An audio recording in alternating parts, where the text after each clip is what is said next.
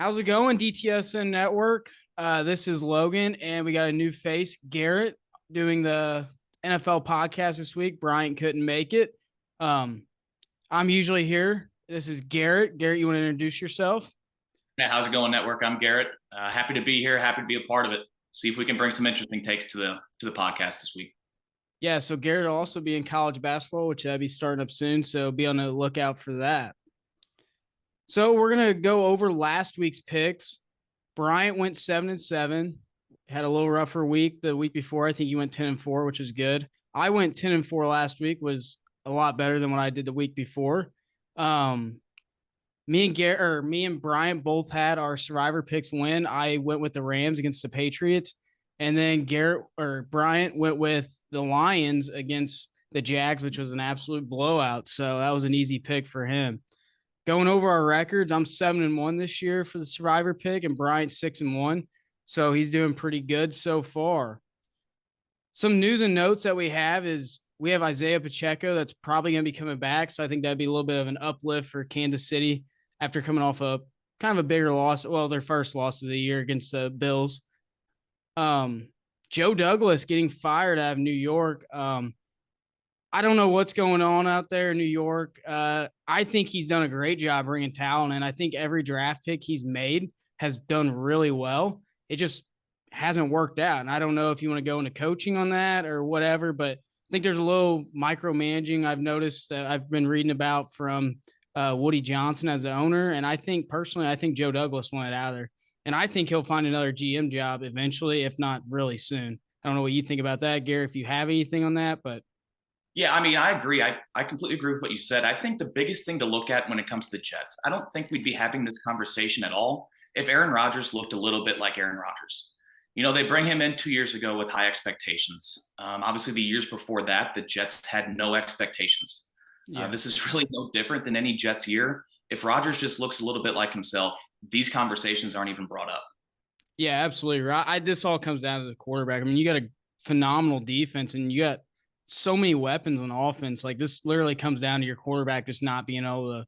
Like I think any other quarterback can make this team a playoff team, if not a Super Bowl team. There's no reason they shouldn't be.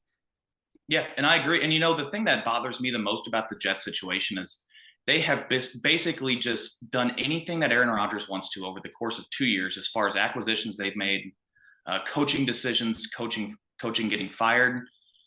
They have just catered to him with what he wants, and his product on the field isn't panning up to what he's wanting to do. Yeah, and he got everything he's ever wanted that he wanted in Green Bay. He never got this kind of Green Bay wouldn't let him do it, and now New York let him do it, and they're kind of going downhill fast. So maybe Green Bay made the great decisions not to let him try making his own decisions in Green Bay. So I said Green Bay got out of that at the right time for sure. They look smart. All right, we're going to move into another news and notes going in with Dallas. I know Garrett's got a lot to say about it.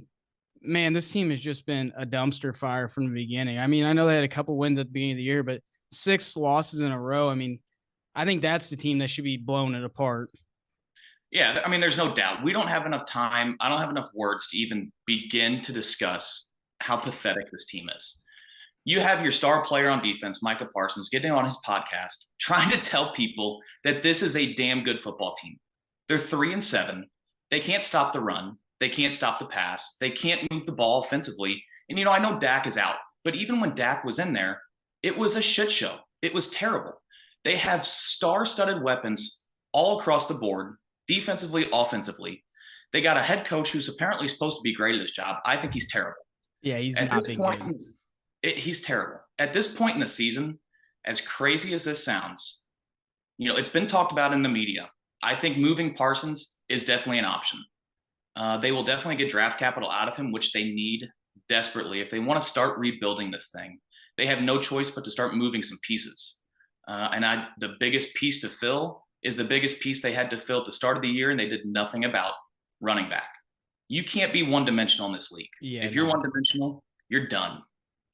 Yeah, the first thing they did was find a running back. They thought bringing Zeke back was going to help him. I mean, he hasn't done anything for him, and he's like early 30s. I mean, running backs in early 30s do not make it. So No, it's just they had one giant position to fill to start the season, and they failed to do it, and they're paying the price for it. Yeah, I mean, they could have paid Derrick Henry to come in, and they act like they couldn't get it done. I mean, Derrick Henry literally came out and said they didn't offer. Right. They haven't had a running back eclipse 90 yards the entire season. Yeah, it's terrible. Rico Dowdle is not going to do it. I mean, no, he's just not going to. And I know Tony Pollard last year wasn't great in Dallas. He wasn't near the running back they thought he would be, but they let him go. And he's having a very serviceable year over in Tennessee on a bad football team. Mm-hmm. Yeah, I don't know. I mean, again, that's another team that you have your owner trying to manage the team. Like the guy Jerry Jones, you just need to hire a GM. Just move on. And I don't know. I saw some stuff with college football and stuff saying if they could get the number 1 overall pick, would they pick Shador if they could get Deion Sanders as the head coach? I don't think Deion Sanders is the head coach in the NFL, but I would definitely want a different quarterback than Dak.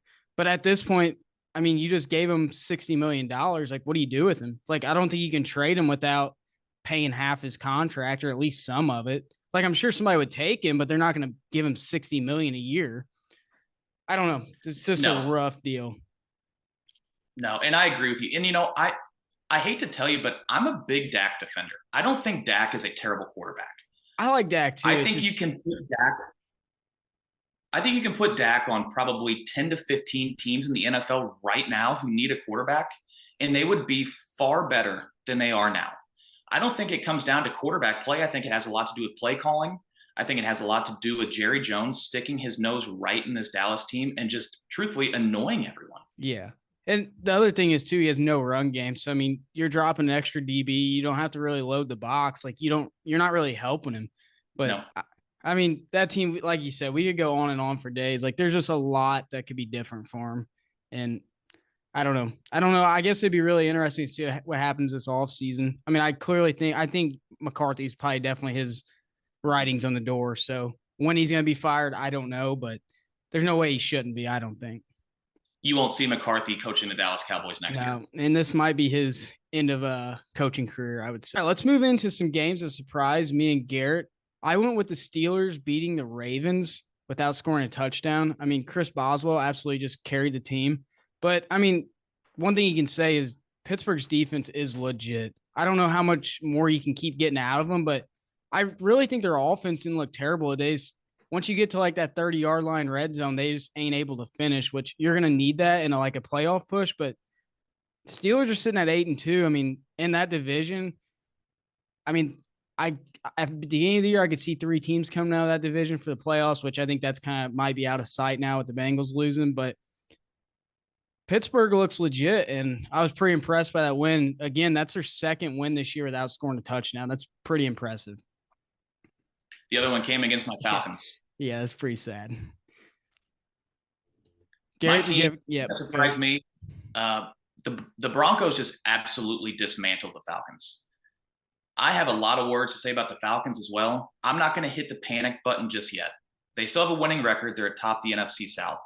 But defensively, this team is atrocious. They have some big names on this defense, Jesse Bates, Matthew Judon, but they can't find a way to pressure quarterback. They only have 10 sacks the whole year.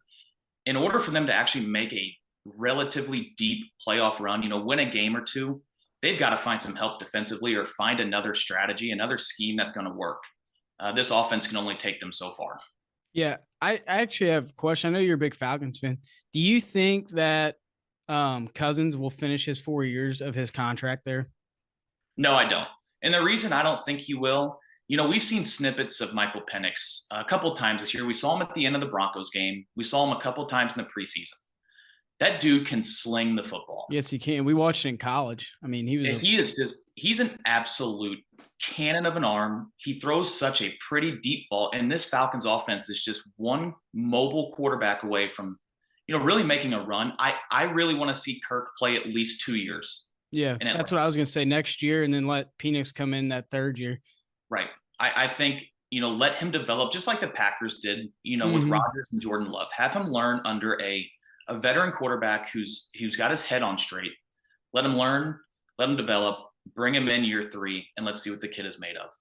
Yeah, I mean, I definitely think after next year, I think that would be my same opinion, is have him leave. because then you open up some cap space as well if you can get rid of him and have somebody take his contract, which at that point, I think somebody in 2 years, I mean, to have that kind of money in Kirk Cousins, I think anybody would do it because I don't know what the quarterback market would be in 2 years. I mean, it's already went skyrocketing. I agree. So I agree. And, the NFL has moved into such a mobile quarterback phase absolutely. where if you can't at least move around in the pocket, I'm not saying you have to scramble like Lamar, like Kyler, but you have to be at least able to move in the pocket, kind of like Mahomes and Herbert. Mm-hmm. Kirk Cousins is just a traffic cone back there. If there's pressure, he's going to the ground. And Penix will add a dynamic, ability to this offense to be able to extend plays, move in the pocket. It'll come sooner than later. Yep. All right, guys, let's move into our week 12 picks for the week and our games that are coming up this week. One note to make before we have 6 teams on bye this week, and that'll be the Falcons, Bills, Bengals, the Jaguars, the Saints, and the Jets. So 6 teams will have one less game this week than what we've been having. But other than that, we'll move into the Thursday night game, which will have the Steelers against the Browns on Thursday Night Football. Pittsburgh is -4 in our points. So what do you think about that, Garrett? I'm going to start the show off with a bang. Give me the Browns Thursday night outright winner. There's 2 things that have to happen for the Browns to pull this off. One, Nick Chubb is going to have to start looking a little bit more like Nick Chubb. I know he's only a couple games back from injury, but I think you're going to see a heavier workload from Nick Chubb on Thursday night.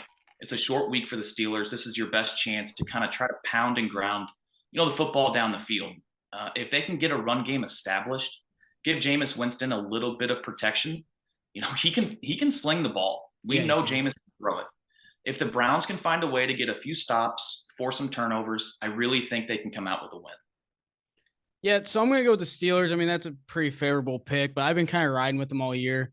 I don't think it's going to be easy, though, because they're going to have to go into Cleveland Thursday night. I mean, Cleveland always brings a lot of fans, and I think for me, the Steelers have definitely been playing way better with with Wilson at quarterback. But the Browns aren't going to be easy because I think Jameis Winston definitely brought a lot more momentum to the Browns because it was dead when Deshaun Watson was there. So I definitely agree. I think this could be a tight game, and I could see the Browns winning, but I'm going to go with the Steelers just for a favorable pick. All right, moving into our Sunday game, our first one at noon will be the Bucs at the Giants. The Bucs are 5.5-point favorites. Garrett, what do you think? I think the Bucs win this, and I think they win convincingly. If I was in a survivor pool, I know I haven't made a pick on this show yet. The Bucs would be my pick. You're kind of moving down the later part of the season. You've probably used a lot of teams, like the Chiefs, the Bills. Yeah, I would lean Bucs if I had to make a little bit of a risky pick. I think this is an absolute must-win game for the Bucs. They're down a couple games in the division to the Falcons. Tommy DeVito is not going to be the quarterback that's going to go in and beat the Bucs. I think the Bucs are going to win this handily, probably by a couple touchdowns.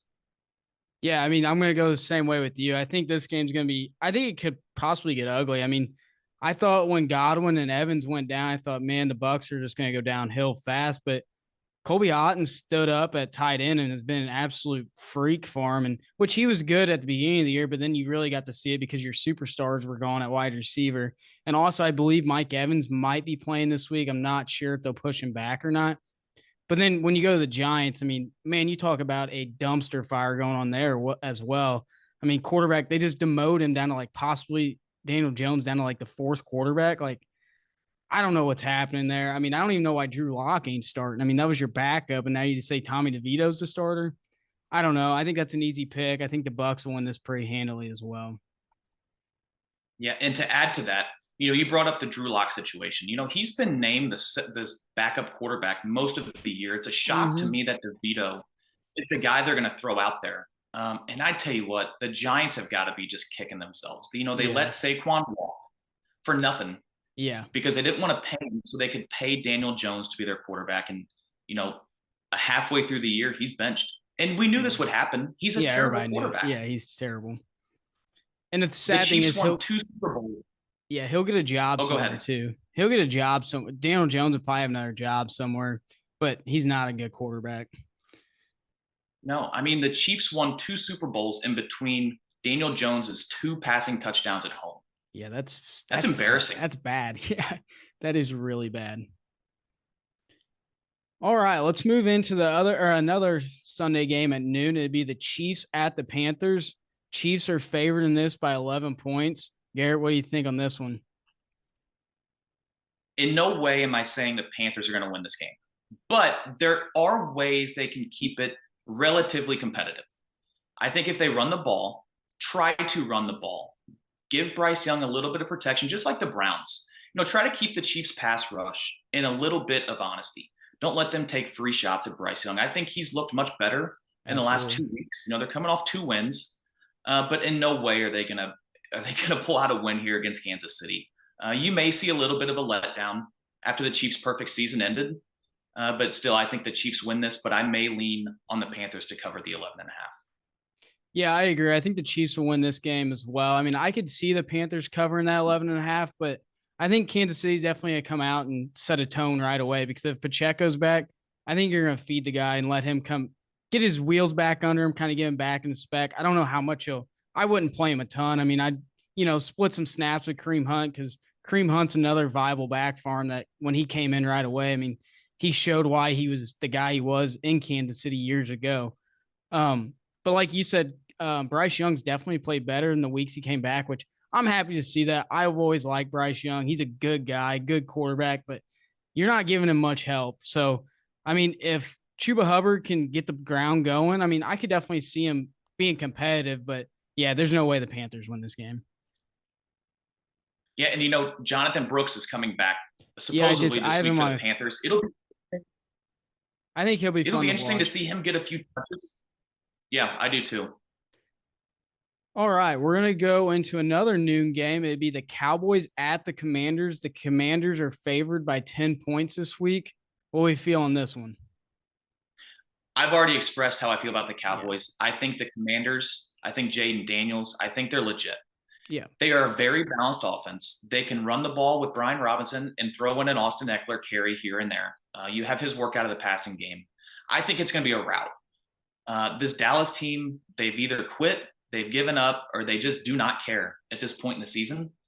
I don't think it'll surprise me if their defense shows up a little bit, but offensively, they're just not going to move the ball. They're not going to score enough points to keep up with the Commanders.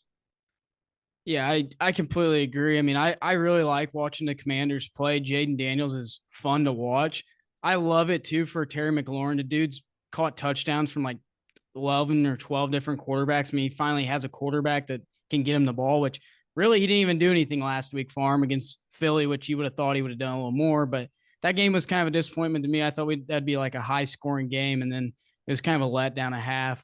But yeah, the Cowboys are just terrible as well. I mean, the Cowboys are just terrible. I mean, I think at this point, I'd let Trey Lance play instead of Cooper Rush. See what you got. You trade it for him. Let's see him play. I mean, I would think that would bring a little excitement to Dallas. At least it would for me to watch the game.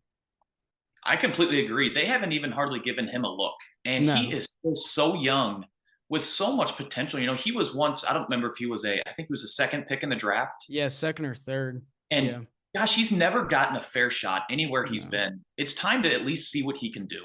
Yeah, I agree. I mean, it would be a good thing for him too if you're possibly looking to move on from Dak at the end of the year. I mean, he could definitely be the guy. I mean, you could get him probably pretty cheap if you see him play decent at the end of the year. I mean, it's definitely an option, I would say. All right, another noon game we have is the Patriots at the Dolphins. Miami is a 7-point favorite in this game. I have to lean with Miami. The reason I am, I wouldn't say it's a must win. You're not ever at a must win until it's really there. But Miami has got to get something rolling. Yeah. They've looked a little better, obviously, since Tua's been back. But here's the issue I have with Miami. Tyreek Hill has not eclipsed 100 yards since week 1. Jalen Waddle has not caught more than 4 passes since week 1. What are we doing with these two? I mean, this is the face of your offense behind A-Chain, and you're struggling to get them the ball. It's time for Miami's offense to turn around. It wouldn't surprise me at all if New England keeps this close. I think Drake May is a stud. I do too. He has absolutely no weapons on this offense. I mean, his number one receiver is Demario Douglas. Right. And he's finding a way to look really good. But I got to take Miami. I'll take them to cover the 7.5. I think they win by about 10. Yeah, I agree. I'm going to take the Dolphins in this game too. I think they've looked way better since Tua's came back, which I've always kind of like doubted on Tua, but taking him out of the offense and watching other quarterbacks, which I mean, I know they haven't had the greatest backups to play, but man, this offense is terrible without him. But I agree. I don't know how you're not getting Tyreek Hill and Waddle the ball more. Like those are your two studs. So like, how are you not getting them the ball? Some other things too. I mean, Drake May for the Patriots. I agree. He's an absolute stud with nobody to help him other than Ramondre at running back. I mean, this team has nothing to help him out. So I think Drake May might be one of the better QB picks this year coming out of the draft if you can get him some talent later on in the offseason or even the draft. So I think if I was a Patriots fan, I would definitely have a lot better outlook than because I heard a lot of people comparing him to like the Mac Jones, same thing. I was like, no, this guy can actually move in the pocket and make stuff happen. But all right, another noon game we have is the Lions at the Colts. The Lions are favored by 7. Another big one. Give me the Colts outright to win this thing. You can ask a lot of people. I was really, really hard on Anthony Richardson to start the season. I thought for how much talent, arm talent, leg talent, this dude can really do everything. He just couldn't put it together. Yeah, he's huge. Game. He is an absolute monster. He has no idea how to protect himself. But last week, finally gets a chance to come back out. I thought he looked fantastic. I don't know how you beat this Lions team. It's the most stacked offense I've watched in a long time. You have a monster duo at running back. I think you have, in my opinion, the best wide receiver duo. Absolutely. With St. Brown and Williams. The only way you can beat them is you have to control the clock. Mm-hmm. I'd give the ball to Jonathan Taylor 20 times. I think Richardson needs to carry it 10 times as well. See if you can control the clock, force a turnover, and see if you can pull out a win. I'm going to take the Colts. They're awesome at home, and I think Richardson finally has a big game.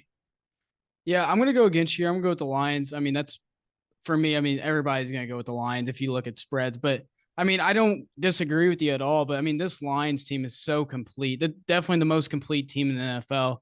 I do see if you do get the Colts a lead and making them throw the ball. I mean, I'm a Rams fan, so I've watched Goff. He's definitely a guy that can control the ball, but if you make him throw it and force him to make the plays, I don't think he will always be there. So I think that's what also helps him when you have a running game. They can get a lead early. It kind of takes a lot of pressure off. But for me, I'm still going to go with the Lions. I could see it, though. I mean, Anthony Richardson, he's so hit or miss, but when he hits, he is a dynamite player. All right, we're going to have another noon game. We got the Titans at the Texans. The Texans are favored by 8. Yeah, I don't think this one's going to be very close. I think the Texans, next to the Lions, have one of the more complete offenses in football. C.J. Stroud, everybody knows how he is. Mm-hmm. Really, the thing that makes this Texans team so dynamic, and they missed it for 4 or 5 games, Nico Collins being back, he is the heart and soul of this offense. They did not look the same without him. No. Mixed running back is a stud, but Nico is just such a dynamic wide receiver with his size, speed, and his ability to catch the ball. He is the heartbeat of this Texans offense. Obviously, if they lose Stroud, that's a much bigger loss. But absolutely, Nico is really what makes this offense run. I think the Texans win this one big time. I think Will Levis is terrible. Yeah, I think he is honestly one of the worst starting quarterbacks in football. So I think the Texans win this one by 15 plus. Yeah, I couldn't agree more. I mean, you could tell in the offense. I mean, the first play of the game, they scored a 77-yard touchdown with Nico. They got called back, but you could see right away that offense was totally different. And then on top of it, Joe Mixon. I mean, he was always pretty good in Cincinnati, but man, he's absolutely turned it on with the Texans, and it's been a huge help for C.J. Stroud when he's struggled in games to kind of be able to lean on him. And, I mean, you have another good wide receiver, Tank Dell. I know Stephon Diggs going down for the year kind of hurts him. I didn't know how much he'd help, which he actually helped a lot more than I thought he would there. But, I mean, I would rather have Nico Collins and Tank Dell than having Diggs and Dell. So, yeah, and then like you said, I mean, the Titans, they're definitely in the rebuild. They were trading off players, and I definitely think they're going to load up and try getting a quarterback because Will Levis is not the guy this year, and he hasn't been at all. No, they need a lot of help. In my opinion, Yeah. behind the Panthers, they need more rebuild help than I think any team in football. And you know what? I don't understand the whole deal with getting rid of Mike Vrabel. I think Mike Vrabel was a great coach there. I mean, he brought a mentality to that team. And then, I mean, their coach now does fine, but I mean, Mike Vrabel, I would say to me was a top 10 coach. I know they struggled some years, but you never gave them a lot of talent to work with, and they still made stuff happen. So, I mean, Right. we'll see what happens there. I just don't think that was the right move. All right, we got another noon game. We got the Vikings at the Bears. The Vikings are favored by 3.5. Yeah, I probably have to lean with the Vikings in this one. I think that line is kind of funny. I would have expected them to be about a touchdown favorite. Yeah, I would The too. problem I have with the Bears, I think Caleb Williams is a very good quarterback. I think he is everything he's panned out, and is expected to be. The problem with the Bears is, they loaded him with all these skill position players. Yep. DeAndre Swift, Keenan Allen. They drafted Duze. They have DJ Moore. They can't protect him though. No. He has been sacked the most of any quarterback in the league, and it's not even close. So what's the point of bringing in all these skill position players if they can't protect the quarterback? Yeah, I think Minnesota offensively is just too talented. I think they'll end up winning the game by a touchdown. Yeah, and talking about the Bears, I mean, they cannot figure it out. I mean, I don't think I would have brought Matt Eberflus back last year. I think I would have got an offensive-minded coach like a Cliff Kingsbury or somebody and drafted the guy he played with. I mean, I don't know. I think I don't think Caleb Williams is a bad quarterback at all. I thought that was the right pick, but yeah, I mean, you got way too many options there to be where you're at right now. So, I mean, at some point, I don't put this on Caleb Williams. I put this on, like you said, protection. And I just don't know if play calling's right or even just like the culture that the coaches put off is completely right there. So I think this would be a pretty dominating win by the Vikings because they've struggled as well as late. And I think they need to win this game just to show back, like, this is why we're undefeated for 5 weeks. So I think this would be a pretty easy win for the Vikings. Yeah. All right. We got a 3:00 game. We got the Broncos at the Raiders. Broncos are favored by 5.5. Yeah, and I have a hard time even defending the Raiders at this point. Yeah. Bryant, I'm sorry. Yeah. They just don't have a lot going for them. The Broncos, they are my surprise team of the year. I really thought they would be, in the same kind of boat as the Panthers and the Raiders and the Titans, but Bo Nix is a stud. Yeah, he is. I'm so impressed with how he has translated from college to pros. I didn't think he would really translate that well, to be honest with you. Typically, I really didn't think he'd be that good. Those Oregon quarterbacks usually don't translate great, but man, he looks phenomenal. And the Raiders, I just feel so bad for them. They can't run the ball. Minshew doesn't look great. No. Their defense shows flashes, but I think the Broncos win this one by a touchdown. Yeah, I agree. I mean, Sean Payton's pretty much won wherever he went. Last year was kind of like, oh, is Sean trying to do too much? And he was kind of shitting on Wilson. But, I mean, he made his moves and he got the quarterback that I think he wanted in the end. And I know he's an older guy. I think he's 24 already, but I don't think that hurts him. I mean, he's an experienced guy. He played a lot of college football. He played in a lot of big games. And I think that's what Sean Payton really liked was he played in big games that meant a lot. So he's been there, kind of done it, and he's kind of showing out. I mean, really looking at his numbers, I was looking at him a couple of days ago. I mean, I don't know why he shouldn't be Offensive Rookie of the Year at the moment. I know Jaden Daniels has been doing great, but, I mean, he's been doing a lot. So I think Jaden Daniels has a little better defensive help than what Denver has as well. So, Bo Nix is definitely had to put points up to win games, and he's doing it. So I agree. I think Broncos would definitely cover this as well. All right, moving into another 3:00 game. This one's at 3:30. We got the Cardinals at the Seahawks. Seattle is favored by 1 in this game. Yeah, I think this is a really, really interesting matchup. It's probably one of the more overlooked matchups of the week. Seattle is coming off of a huge, huge road win against San Fran, which we'll talk about San Fran later. But I think there needs to be more attention focused on the Cardinals and the job that Kyler Murray has done this year. I think Kyler Murray is one of the more underrated quarterbacks in football. He's not going to put up gaudy passing numbers. He's not going to put up giant statistical numbers, but he is one hell of a manager of a football game.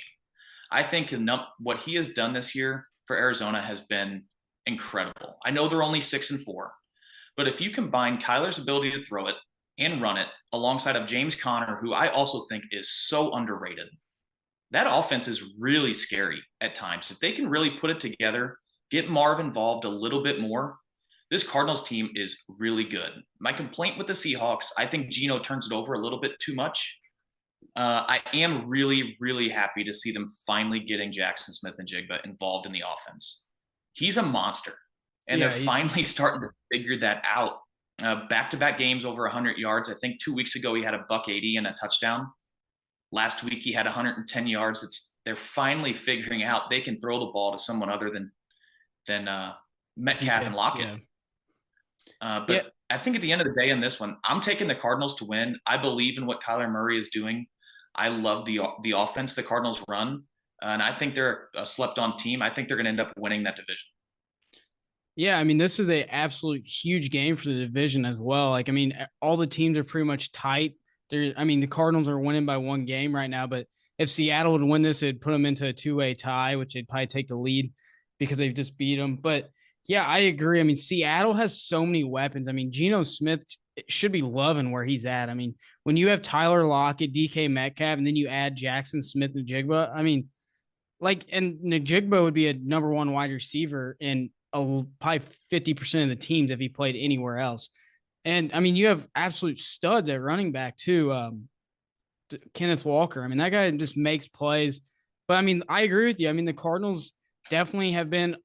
I didn't really know what I thought about when they got that Gannon guy when he came from Philly as the head coach. I was like, don't know how this is really going to work out. But hell, he's done a pretty good job. And I think I saw some videos when he first started that I was like, man, this guy is not a leader. But I don't agree with that anymore. I think he's a great leader. And having Kyler back healthy, I mean, the guy's just making plays for himself. And Marvin Harrison Jr. is a stud.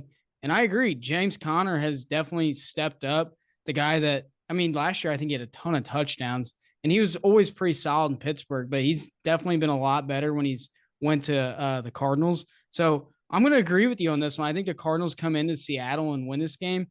It's going to be a big divisional game. It ain't going to be easy. No games are easy in Seattle, but I agree. The Cardinals come out with a win.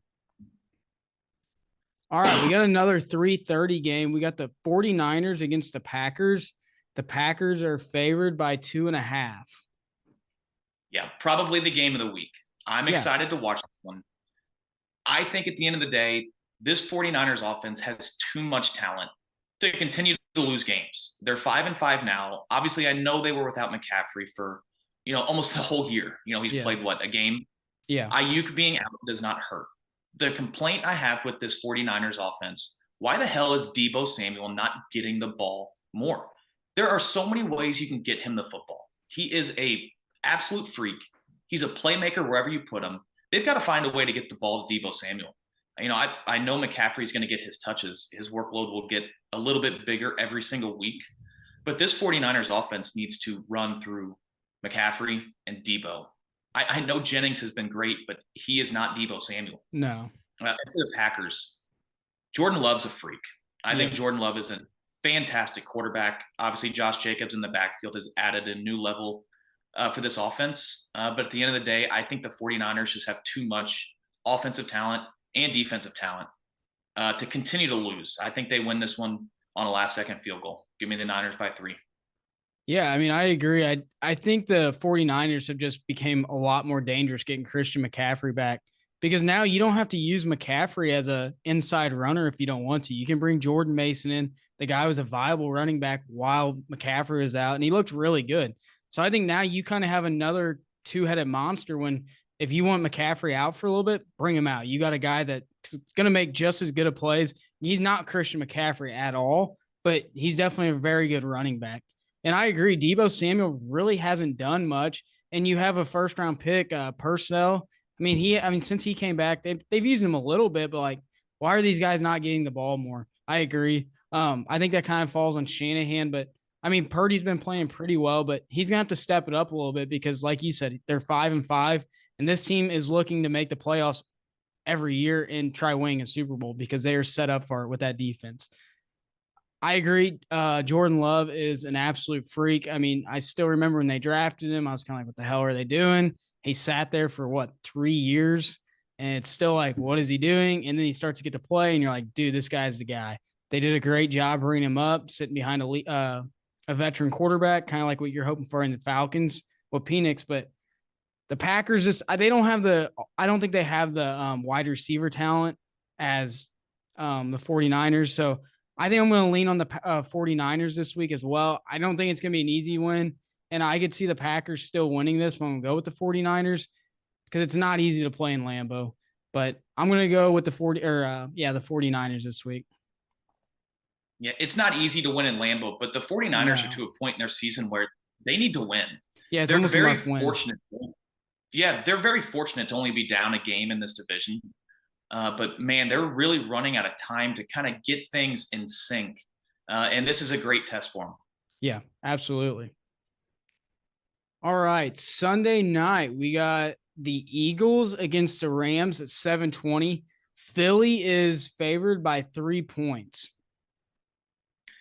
I love this matchup. I think this could be, behind the 49ers and the Packers, this is going to be a fun game. The Rams offense is so fun to watch with Kyren, Puka, and Cooper. I love watching Stafford sling the ball around to these guys. It's so fun. What I think the Eagles have to do to win, you can't stop both Puka and Cooper Kupp. Yeah, no. You have to figure out which one you're going to stop.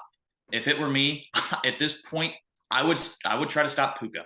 I think he's more of a threat than Cooper Kupp. Interesting fact about the Eagles. I have to say this because I think it's crazy. Saquon Barkley, at this point in the season, he has 10 touchdowns, 10 total touchdowns, 8 rushing, 2 receiving. If it wasn't for the tush push, Saquon Barkley would have 18 touchdowns through 10 games.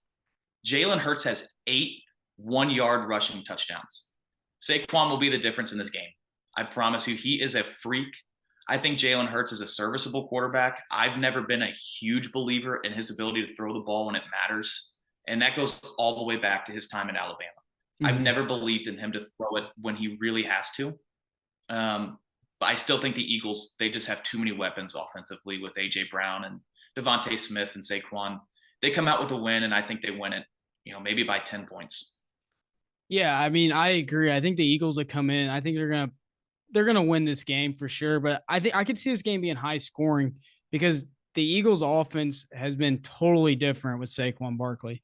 I mean, when he came in as rookie in his second year, I mean, the guy was crazy good on a shitty team in New York. And then he kind of got some injuries and he didn't have much help and teams kind of figured out how to shut him down. And I always knew, I'm sure everybody knew that he was still that guy. He just needed some help. And I thought it was the worst decisions the Giants ever made, not signing him back, because I think he probably would have went back if they would have gave him the money, because I think he liked New York. But, man, when he went to Philly, that was one of the best spots he probably could have went to offensively, and he's absolutely showing it. I mean, you saw him make that spin move and hurdle backwards. I've never seen anything like that in my life. And the guy's just a freak of nature at running back. And he just takes his team to another level. They were sitting at 2-2, and now they're 8-2. They're kind of taking off. Now, if the Rams would get a lead and you have to make Jalen Hurts win the game to throw the ball, I think that's where they could get in trouble, because the Rams offense can put points up fast if they need to. As of late, they really haven't played super well, but I think you're still trying to get that Cooper Kupp, Puka Nacua connection back, because they were both hurt at the same time, which I think why the Rams are where they're at 5-5 now, because they had no wide receivers to help them. I agree. I think the Eagles win this game. I could see them winning by a touchdown. I would probably take the spread. If I was going to bet on this, I would take Philly's spread. But yeah, I think Philly wins this game pretty well. Yeah, the Rams, they have to go into this game with one mindset. It's to stop Saquon Barkley. Yeah. Problem with that is if you load 8 in the box and try to stop Saquon, you're on an island against maybe one of the best wide receivers in football with A.J. Brown. And at that point, Jalen's just going to throw him some jump balls, and they're in trouble. That offense is a big problem to stop. Absolutely. We were talking about Tennessee, how they're in a complete rebuild. Talking about a terrible trade by them, trading away A.J. Brown to Philly. I mean, They traded away for Traylon Burks, and the guy, I don't even know if he's had 20 catches in a year. I don't even know if he's still on the Titans, to be honest with you. But yeah, I mean, I don't even know if he's in the league. I don't know. Yeah, that was not a good move by the Titans. That's when the downfall came, I think. All right, we're gonna move into our last game. It'd be a Monday night game. We got the Ravens at the Chargers. Baltimore right now is favored by 3. I have to roll with the Ravens. It is really cool to see what the Chargers have been able to do this year with Jim Harbaugh and Justin Herbert after essentially giving away their 3 most valuable weapons offensively. They get rid of Keenan. I know Mike Williams wasn't great in LA, but he was still their wide receiver too. And they traded away Austin Eckler, who was still on the downfall of his career, but they used him as an RB1. Right. And Justin Herbert has done nothing but go out there and win. His touchdown to interception ratio, I know he's only thrown 1 interception this year. It was in week 2. Yeah. He is throwing to Ladd McConkey and Quentin Johnston. Yeah. I know his numbers aren't super impressive as far as, passing touchdowns, passing yards, but what he's done for this Chargers offense, he needs to be at least discussed for the NFL MVP. I don't think he'll ever win it with the numbers he has and what Josh Allen and, Lamar are doing, but he should be at least discussed a little bit. As far as the Ravens are concerned, they have to just run the ball. Yeah. If they lose games, they are 2-4 when Lamar throws the ball more than 30 times. If he throws the ball less than 30, they're 5-0. Give the ball to Derrick Henry 20, 25 times, run a little play action for Lamar, and let him use his legs. He doesn't need to be dropping back, throwing the ball 35, 40 times a game. That's not how this offense is built. I think they're going to do that this week, coming off a loss. I think they'll feed Henry. I think Lamar has a great game, and I think they come out with a win. Yeah, I agree. I think the Ravens will win this game, but looking at the Chargers, I'm very impressed how Jim Harbaugh has turned this team around. I mean, you went from a team last year that had some guys and they just didn't make it work. And it's kind of talking about a leadership standpoint when he came in. I mean, he's kind of changed the whole outlook on the Chargers. I mean, I've seen some videos like dude just look happier. And to me, Jim Harbaugh looks like a fun guy to play for. I mean, he's a cool dude. And I think it kind of vibes through the team. And it's kind of why they're a lot better team now. And I mean, they're not going to win their division, but they could sneak in as a wild card for sure. But yeah, I agree. I think the Ravens win this game. You got to let Derrick Henry run the ball. Last week, he had like 10 or 12 carries. Like, I don't know. I mean, I know they played the Steelers defense, but I mean, you got to let the guy have some more carries. He gets better with the more carries he gets. So like, I know sometimes he'll have like 12 carries for like 30 yards. Next thing you know, there he goes. He'll break a 75-yarder off. So yeah, I agree. I think you should lean on your running back. That's what you got him for. And that's what this team's made for, really, is running the ball. And then get Lamar out, run the ball. There's no reason he shouldn't be. Just don't take hits. That's all you got to do. Just don't take unnecessary hits. Right. All right. I'm not opposed to Lamar throwing the ball. Right. He has 25 touchdowns at 3 receptions, but I don't want him back there, dropping back out of the shotgun, slinging it 40 times. It's just not how they are going to. He's not made for that. I've talked about it before. He's not going to make all the deep throw shots that he should, because you'll have a lot of times you have guys open, but he's not the deep shot accuracy guy that a lot of other quarterbacks are. But what he does bring is play action and moving around the pocket, getting short crossing routes and stuff. I mean, he's really good at and buying time. So you got to play to his advantage. All right, we're going to go into the end of our segment. We got our survivor picks for the week. Bryant did send me a text. He said he was going to take the Chiefs against the Panthers. I mean, that was a pretty easy pick. He still had the Chiefs left. I'm going to go with the Dolphins against the Patriots. That's kind of a bold pick for me because I could see Drake May kind of making a show out of it, but I'm going to lean with the Dolphins because I'm going to believe in Tua with the weapons he has. Hopefully get them a little more involved like we were just talking about earlier. So I'm going to go with the Dolphins this week. Garrett, what do you got? Yeah, I think I mentioned it earlier. I got to roll with the Bucks. This is kind of one of those teams you probably won't use a whole lot this year in a survivor pool. I think this is a game the Bucs absolutely have to win against a Giants team who is probably just defeated. I don't see them putting up much of a fight against anyone the rest of the year. I mean, hell, their last game they lost to the Panthers. Yeah, it's bad. So, all right. Well, that's going to be end of our show. We appreciate everybody watching. Really appreciate Garrett coming on and maybe another face to add on to the NFL for weeks to come. Other than that, Garrett, you got anything else to say? No, I appreciate you having me on. I look forward to being back again. Absolutely. It was fun. All right, DTS Network. That's all we got for the week. Thanks for watching.